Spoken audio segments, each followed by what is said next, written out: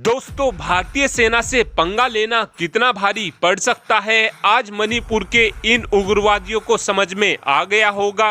और जो काम मणिपुर की पुलिस पिछले लंबे समय से नहीं कर पा रही है, आज उसी काम को भारतीय सेना ने मात्र 2 घंटे के अंदर अंदर पूरा कर दिया है।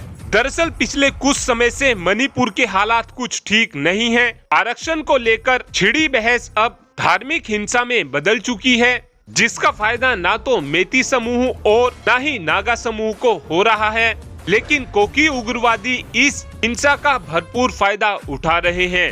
लेकिन ये बात अभी तक भी मणिपुर के लोगों को समझ में नहीं आ रही है।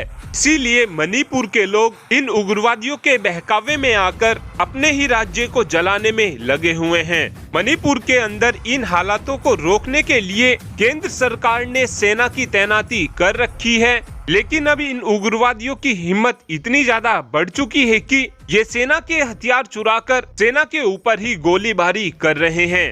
और कल भी कुछ ऐसा ही हुआ है।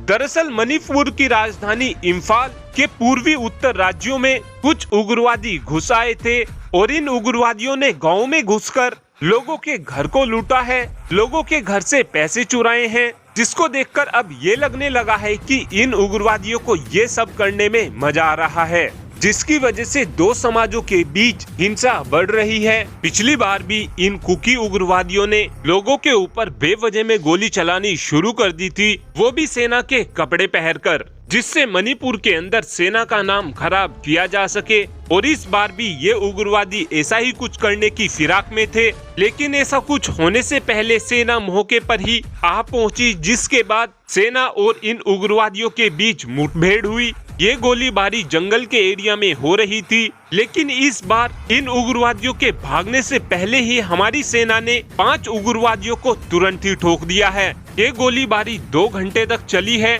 जिसमें हमारी सेना के 1 जवान भी घायल हो चुके हैं।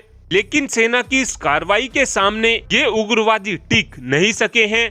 और ये उग्रवादी वही उग्रवादी हैं जो मणिपुर के अंदर मणिपुर की पुलिस के सामने खुलेआम हथियार लेकर घूमते हैं। और इस बात के पीछे रीजन यह भी है कि मणिपुर के नेता भी इन उग्रवादियों का खुलकर समर्थन करते हैं, ताकि मणिपुर के अंदर से सरकार को गिराया जा सके।